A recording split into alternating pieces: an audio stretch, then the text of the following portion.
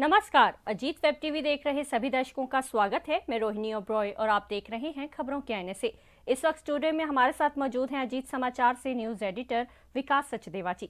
विकास जी, मैं स्टूडियो में आपका बहुत बहुत शुक्रिया जी। तो आज के कार्यक्रम की शुरुआत हम अपने कुछ खास मुद्दों से करेंगे। विकास जी, सबसे पहले हम पंजाब के सीएम भगवंत मान जी के बारे में बात करेंगे जी। जैसे कि हम सभी जानते हैं कि बीते दिन भगवंत मान जी ने विधानसभा में अपनी खुद की सरकार लाने के लिए विश्वास मत अपना खुद की सरकार के लिए विश्वास मत लाने के लिए 22 सितंबर को विधानसभा का विशेष सत्र बुलाने के लिए राज्यपाल को कहा था। जी बिल्कुल। जिसके बाद उन्होंने इसे रद्द कर दिया था। बिल्कुल। अब उन्होंने दोबारा से 27 सितंबर को अन्य मुद्दों पर बातचीत करने के लिए उन्होंने सरकार से दोबारा ये प्रस्ताव रखा है। इसके बारे में आप क्या कहेंगे? देखिए, सबसे पहले तो बात ये है कि विधानसभा का जो सत्र होता है, अगर विशेष सत्र बुलाना भी है, राज्यपाल से कहना भी है, तो वो उस सूरत में होता है जब या तो कोई इमरजेंसी हो, कोई बहुत बड़ा प्रस्ताव पास करना हो। राज्य की जो विधानसभा है, विधानसभा में इस वक्त, पंजाब की विधानसभा में इस वक्त आम आदमी पार्टी की सरकार के 92 यानी कि 92 एमएलए हैं। 117 में से 92 एमएलए जो हैं वो आम आदमी पार्टी के हैं। तो आम आदमी पार्टी की सरकार को कहीं से एक जरा सा भी कोई खतरा नहीं है। बिल्कुल ठीक है। रही बात विश्वास मत या अविश्वास मत की, बिल्कुल, जब सरकार खतरे में ही नहीं है तो उनको सरकार के प्रति किसी को अविश्वास ही नहीं है। विपक्ष में बिल्कुल। अकाली दल, कांग्रेस और भारतीय जनता पार्टी अगर विपक्ष में हैं, अकाली दल के तो सिर्फ 2 ही हैं एमएलए, कांग्रेस के हैं 17-18 हैं। अगर उनको अविश्वास सरकार में है ही नहीं, वो इस तरह का कोई प्रस्ताव ला ही नहीं रहे हैं, बिल्कुल, तो सरकार या तो अगर राज्यपाल कहें, अगर तो अविश्वास प्रस्ताव आए, राज्यपाल कहें कि वहां पर आप अपना फ्लोर टेस्ट दीजिए, विश्वास मत हासिल कीजिए, तो फिर सरकार विश्वास मत हासिल करे। बिल्कुल। अब विश्वास में ऑलरेडी सरकार है, ट्रस्ट वोट उसके पास है, तो वो अपने लिए ही दोबारा से एक ट्रस्ट वोट काहे के लिए, किस वजह से वो कर रही है? बिल्कुल। ये सिर्फ एक दिल्ली में ये हो चुका है। दिल्ली में केजरीवाल सरकार भी विश्वास मत में होते हुए विश्वास प्रस्ताव पारित कर चुकी है अपने लिए, खुद के लिए ही। ओके, वही वाला रूल, वही वाला सेम यहाँ पर वो दोहराना चाहते हैं। बिल्कुल।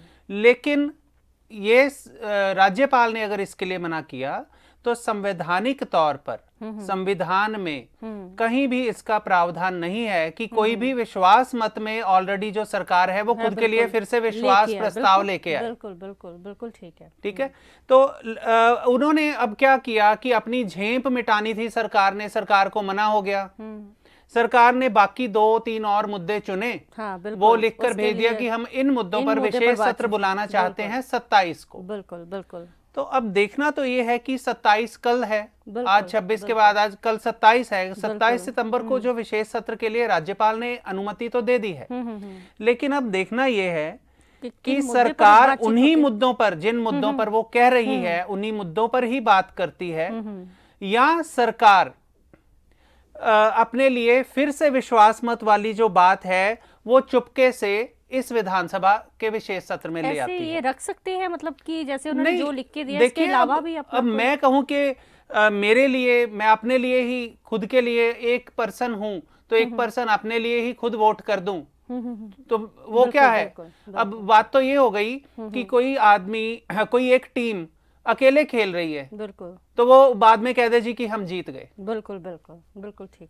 ये तो बात वही हो गई ना कि अगर रेस में मैं प्रथम आया जी, कितने लोग थे? मैं अकेला ही था। बिल्कुल। ठीक है। तो ये जो मुद्दा है, ये बहुत देखने वाला, संवैधानिक मुद्दों पर सरकार को बहुत धीरे धीरे आराम से चलना चाहिए। बिल्कुल।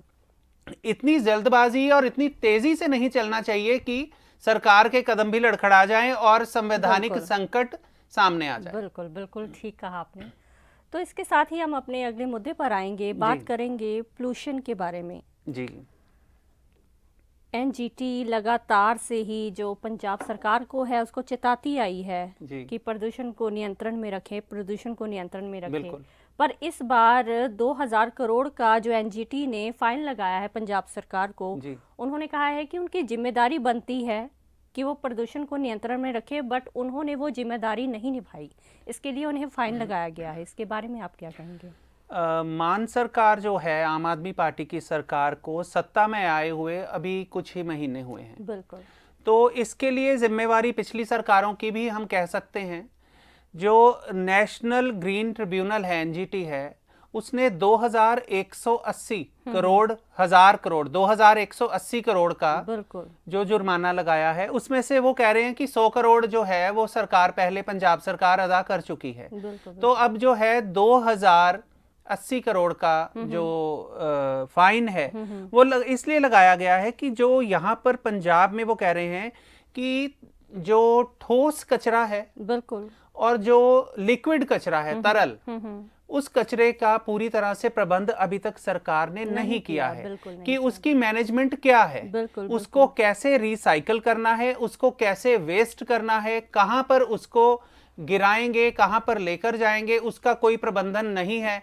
और एनजीटी को सरकार ने अभी तक अपना कोई ब्लूप्रिंट या कोई भी इस तरह का कुछ नहीं दिया जिससे सरकार ये क्लियर कर सके कि इस तरह का जो भी कचरा राज्य में सामने आता है या कचरा होता है उससे निपटने के लिए सरकार क्या कर रही है। तो उससे नाराज होकर, यानी कि आप ये कह सकते हैं कि जो राष्ट्रीय ग्रीन ट्रिब्यूनल है, राष्ट्रीय ग्रीन ट्रिब्यूनल ने बहुत बार चेताया है इस बारे में, बहुत चेतावनियां दी हैं सरकार को, लेकिन सरकार इस बारे में नहीं समझ सकी या समय पर नहीं कोई कदम उठा सकी। इससे पहले मैं आपको बताना चाहूंगा कि राजस्थान सरकार को भी इसी सिलसिले में 3000 करोड़ का जुर्माना हो चुका है जी।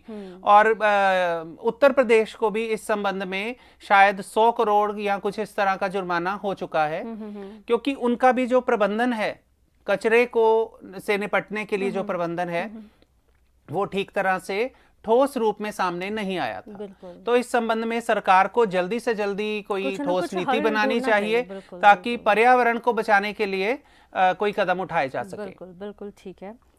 तो अगले हम मुद्दे पर आएंगे, बात करेंगे कनाडा में हम जैसे कि आए दिन देखते रहते हैं घृणा और अपराध जैसी नस्लवाद जो भी हिंसा है काफी ज्यादा बढ़ रही हैं, जिसको लेकर विदेश मंत्रालय जो है उसने वहाँ के नागरिकों और मतलब जो हमारे भारतीय नागरिक और छात्रों को सतर्क रहने के लिए कहा है। इसके बारे में थोड़ा सा आप बताइए। कि देखिए, एक तो आप सभी को पता ही है, हम सभी को पता है कि इन दिनों या पिछले कुछ अरसे से भारत से बहुत से जो छात्र हैं पढ़ने के लिए या स्टडी वीज़ा लेकर कनाडा जा रहे हैं, बहुत ज़्यादा तादाद में। बिल्कुल ठीक है।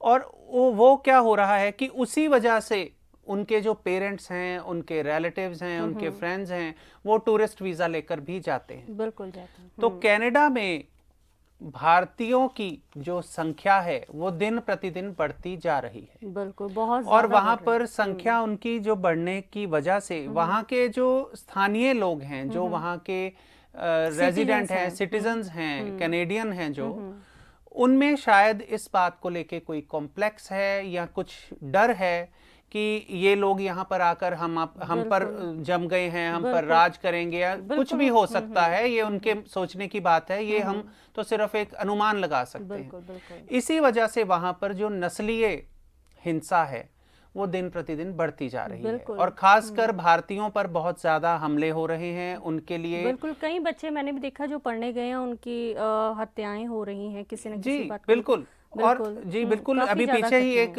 केस मेरे भी ध्यान में आया है कि वहां पर एक 21-22 साल का नौजवान बिल्कुल बच्चा, स्टूडेंट ही जी स्टूडेंट अंबाला का था बिल्कुल नौजवान बच्चा, वहां पर वो ये कहा गया कि वो जहां पर काम करता था उसके सिर पर कुछ गिर गया और गिर वो गया उसकी बिल्कुल डेथ हो गई। लेकिन ये तो अब वहां पर जाकर या वहां पर पूरी छानबीन करके ही पता चलेगा कि बिल्कुल आखिर वजह क्या रही। बिल्कुल बिल्कुल इसी तरह के जो नस्लीय हमले हैं उसकी वजह से वहां पर जो भारतीय छात्र हैं, वहां पर जो भारतीय नागरिक गए हुए हैं, यहाँ से वहां पलायन करके गए हैं, या वहां पर जिन्होंने पीआर भी ले ली है, वो कुछ थोड़े से डर के माहौल में जी रहे हैं। बिल्कुल उसी वजह से इस सारे घटनाक्रम के बाद भी कनाडा की सरकार की ओर से अभी तक भारतीय समुदाय को कोई आश्वासन नहीं दिया गया। उनके खिलाफ जो नस्लीय हिंसा हो रही है उसके खिलाफ कोई कदम नहीं उठाया गया, ना ही कोई बयान जारी किया गया। अगर कदम उठाया जाता तो शायद ये ना जी हो बिल्कुल, हिंसाएं। बिल्कुल सरकार कोई भी हो, बिल्कुल किसी राज्य की को हो या किसी देश की हो, वहां रह रहे सभी नागरिक, चाहे वो उसके नागरिक हैं या वहां से वैसे आए हैं, वो उन सब देखिए उनकी जिम्मेदारी उनको बनती है। वीजा बिल्कुल देकर उन्होंने खुद बुलाया है, बिल्कुल वीजा खुद बिल्कुल दिया है, तो बिल्कुल उनकी उस सरकार की जिम्मेवारी है। बिल्कुल बिल्कुल तो उसी वजह से विदेश मंत्रालय जो है, भारत सरकार का विदेश मंत्रालय, उन्होंने वहां पर एडवाइजरी जारी करके उनको सतर्क किया है, जो वहां पर जाने वाले हैं, जो छात्र अभी जाने वाले हैं या जो पर्यटक के रूप में, टूरिस्ट के रूप में जा रहे हैं, उनको सतर्क किया है कि इस तरह की वहां पर घटनाएं हो रही हैं। बिल्कुल बिल्कुल। तो हर बार की तरह इस बार भी हम अपने कार्यक्रम का समापन अपने आज के विचार से करेंगे। कहा जाता है, इम्तिहान हर इंसान के होते हैं, वो हार जाता है जो परेशान होते हैं। जी विकास जी। जिंदगी में इम्तिहान कदम कदम पर मिलते हैं, बिल्कुल, लेकिन उन इम्तिहानों को पार करना, किसी भी तरह के इम्तिहान को पास करना, बिल्कुल वो हमारे खुद पर, इंसान पर निर्भर है। बिल्कुल अगर इंसान उस इम्तिहान को पास करेगा तो वो आगे निकल जाएगा, अगर वो परेशान रहेगा तो वो वहीं रह जाएगा। बिल्कुल बिल्कुल। तो आज हमने चर्चा की है पिछले सप्ताह के कुछ खास मुद्दों के बारे में। अगले सप्ताह हम फिर हाजिर होंगे देश विदेश के कुछ खास मुद्दे लेकर। अजीत वेब टीवी देख रहे सभी दर्शक इसी तरह हमारे साथ जुड़े रहिए। अब हमें दीजिए इजाजत, नमस्कार।